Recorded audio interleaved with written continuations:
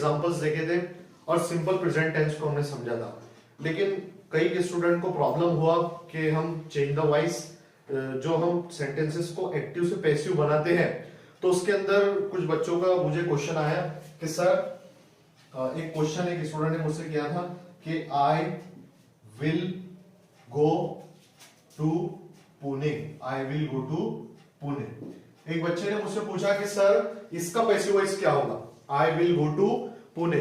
तो शायद वो बच्चा सोच रहा था कि ये जो टू पुणे है तो ये उसके अंदर ऑब्जेक्ट है, लेकिन यहाँ पे ये सेंटेंस के अंदर कोई ऑब्जेक्ट नहीं है, लेकिन उस बच्चे ने इसका भी पैसिव बना दिया था। लेकिन यहाँ पे हम ये देखेंगे कि ये सेंटेंस का पैसिव नहीं बनता है। क्यों? क्योंकि इसके अंदर कोई भी ऑब्जेक्ट नहीं है, ऑब्जेक्ट नहीं है, इसलिए यहाँ पे इसका कोई पैसिव बनने वाला नहीं है। क्यों बनने वाला नहीं है वो सबसे पहले हम क्लियर करेंगे। देखिए, तो सबसे पहले आप यहाँ पे देख लीजिए कि यहाँ पे इंग्लिश के अंदर कुछ वर्ब जो होते हैं, वर्ब मतलब एक्शन, तो वर्ब होता है ट्रांजिटिव वर्ब होता है,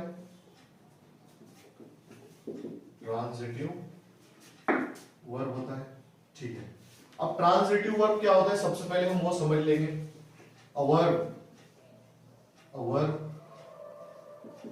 which takes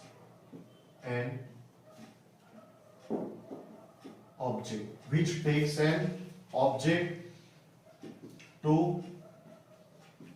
complete its meaning, देखिए, a verb which takes an object to complete its meaning is called transitive verb, is called transitive verb। देखिए, अब जो वर्ब अपने मीनिंग कंप्लीट और मुकम्मल करने के लिए कोई ऑब्जेक्ट को लेता है तो उसे अपन कहते हैं ट्रांजिटिव वर्ब। जैसे कि यहाँ पे फॉर एग्जांपल मैं आपको यहाँ पे एक एग्जांपल देता हूं कि I play cricket, I play cricket, मैं क्रिकेट खेलता हूं, आई प्ले क्रिकेट। तो यहां पे आपने एक बात देखी कि यहां पे ऑब्जेक्ट है, यहां पे क्रिकेट जो है तो ऑब्जेक्ट है, आई प्ले क्रिकेट, मैं क्रिकेट खेलता हूं, ठीक है। उसके बाद में यहां पे हमने देखा है कि सेंटेंस के अंदर क्रिकेट ऑब्जेक्ट है, इसलिए ये जो वर्ब है प्ले, ये हुआ ट्रांजिटिव वर्ब। क्या हुआ? Transitive verb. इसी तरह से इसके अंदर इनट्रांजिटिव वर्ब होता है। देखिए, इनट्रांजिटिव वर्ब, इनट्रांजिटिव वर्ब है ना। इनट्रांजिटिव वर्ब क्या होता है? A verb which does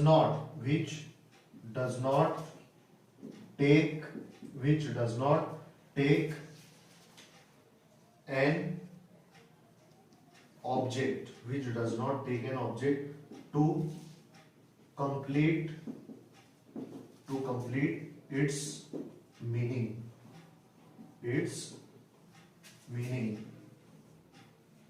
is called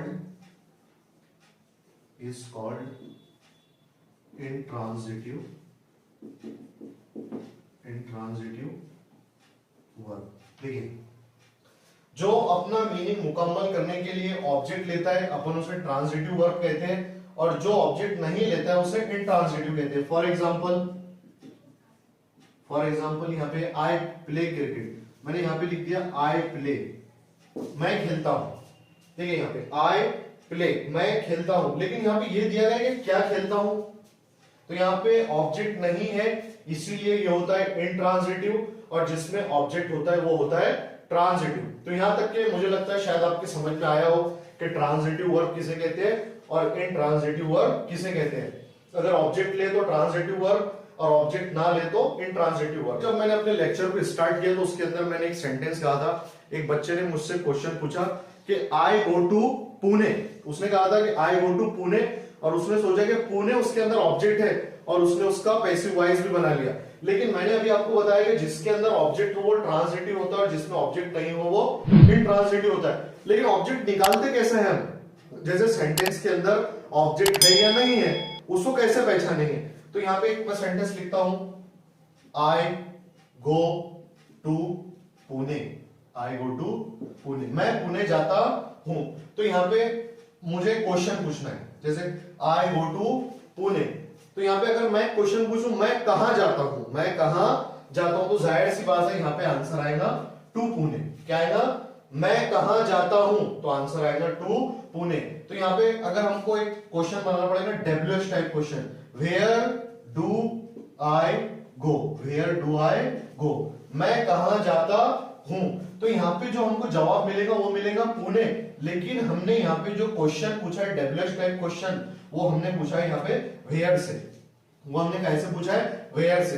अगर आपको व्हाट और whom के अलावा किसी और डब्ल्यूएच टाइप वर्ड से आंसर मिले तो उसका ऑब्जेक्ट नहीं, वो ऑब्जेक्ट नहीं होता है, उसका पैसिवाइज नहीं बनता है। तो यहाँ पे जो पुणे है ये ऑब्जेक्ट नहीं है, क्योंकि यहाँ पे हमने क्वेश्चन जो पूछा है वो वेयर से पूछा है। तो फिर अब हम ऑब्जेक्ट कैसे निकालेंगे सेंटेंस से, तो उसका बहुत इजी तरीका है। जैसे मैं यहाँ पे एक सेंटेंस लिखता हूं, देखिए, he plays cricket, he plays cricket, वो क्रिकेट खेलता है, he plays cricket. What does he play, what does he play, वो क्या खेलता है, व्हाट डज ही प्ले, वो क्या खेलता है। तो यहां पे जाहिर सी बात है आंसर आएगा। अगर व्हाट से पूछने के बाद आपको आंसर मिलता है तो समझो इसका पैसिवाइज बनने वाला है। और अगर व्हाट के अलावा किसी भी डब्ल्यूएच वर्ड से आपको आंसर मिलता है तो यहाँ पे पैसिवाइज बनने वाला नहीं है, क्योंकि वहां पे जो मैंने क्वेश्चन लिखा था आई गो टू पुणे, वहां पे हमको आंसर मिला है वेयर से, और जब वेयर से और दूसरे डब्ल्यूएच टाइप वर्ड से आंसर मिलता है तो उसका पैसिवाइज नहीं बनता है। और एक बात मैं बता दूं आपको, अगर व्हाट से क्वेश्चन पूछने के बाद आपको आंसर मिले तो पैसिव वॉइस बनेगा, है ना। और जैसे एक और देता हूं मैं, he gave them a book, he gave them a book, है ना। तो यहाँ पे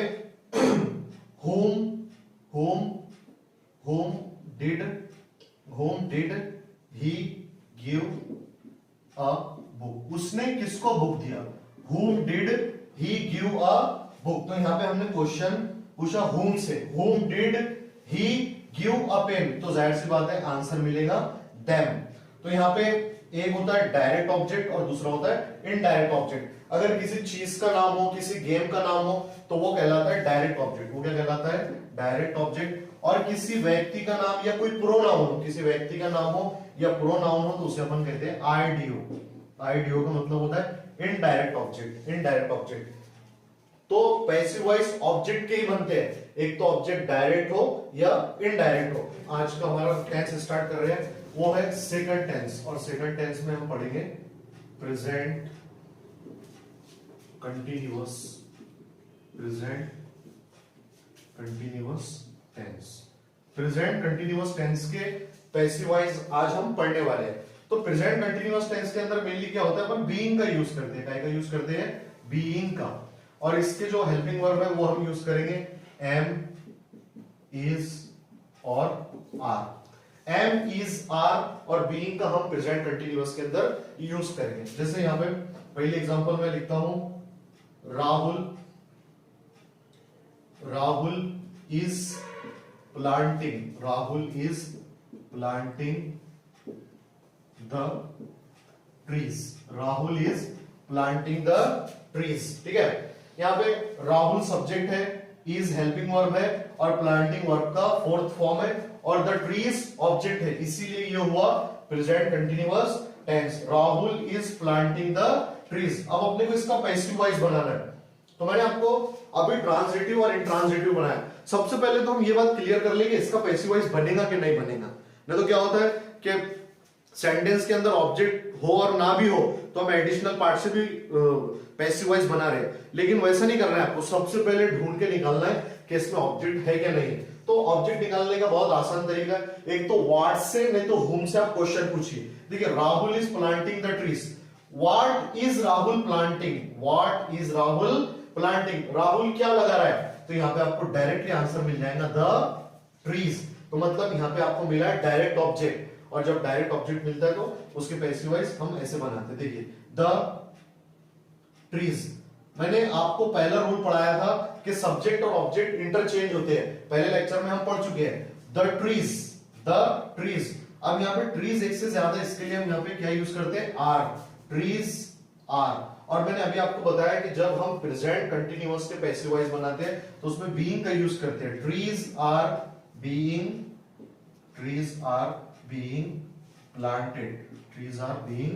planted by Rahul.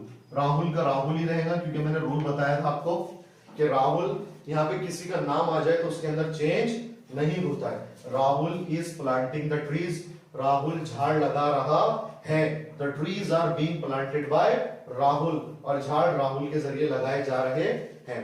These are the two questions, active and passive. Active और पैसिव हमारे को इसलिए सीखना जरूरी है क्योंकि ये बोर्ड एग्जाम हो, 10th हो, 12th हो, और जो भी एग्जाम होते रहते हैं कॉम्पिटिटिव एग्जाम, तो उसके लिए 1 या 2 मार्क के लिए 100% ये पूछा जाता है, चेंज द वॉइस। ठीक है, तो यहाँ पे मैं आपको कुछ और एग्जांपल समझा देता हूं प्रेजेंट कंटिन्यूअस के। देखिए वी आर ईटिंग फ्रूट्स, है ना। We are eating fruits. अगर आपके पास कोई नोटबुक हो या कॉपी हो तो आप भी इसे सॉल्व करने की कोशिश कर सकते हैं। ठीक है, देखिए वी आर ईटिंग फ्रूट्स, तो इसके अंदर ऑब्जेक्ट क्या है, फ्रूट्स। क्या है, फ्रूट्स प्लूरल है तो आर लगेगा। Fruits are being eaten by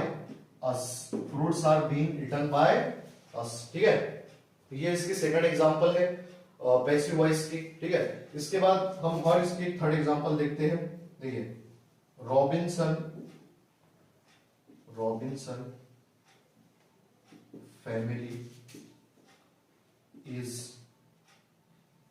making a house. देखिए Robinson family is making a house. ठीक है, अब यहां पे सबसे पहले आप ढूंढ के निकालिए कि इसमें ऑब्जेक्ट क्या है। तो इसमें रॉबिन्सन फैमिली क्या बना रही है, एक हाउस। तो यहां पे अपन डायरेक्टली लिखते हैं a house is being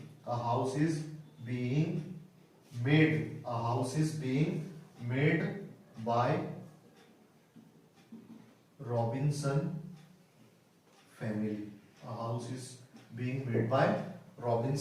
family. So हमने प्रेजेंट कंटिन्यूअस टेंस के अंदर ये 3 एग्जांपल देखने की कोशिश की है। मुझे लगता है कि शायद ये लेक्चर के जरिए आपको ट्रांजिटिव वर्ब क्या होते हैं, इंट्रांजिटिव वर्ब क्या होते हैं, और सिर्फ पैसिव वॉइस ट्रांजिटिव के ही बनते हैं। और हमने इससे पहले सिंपल प्रेजेंट टेंस की कुछ एग्जांपल देखी थी रूल्स के साथ, और आज हमने देखा है प्रेजेंट कंटिन्यूअस की कुछ एग्जांपल्स। और अब हम इसका थर्ड लेक्चर बनाएंगे जिसके अंदर हम बहुत ज्यादा मतलब प्रेजेंट परफेक्ट, पास्ट और फ्यूचर को कंप्लीट करने की कोशिश करेंगे। ठीक है, so thank you so much for watching this video.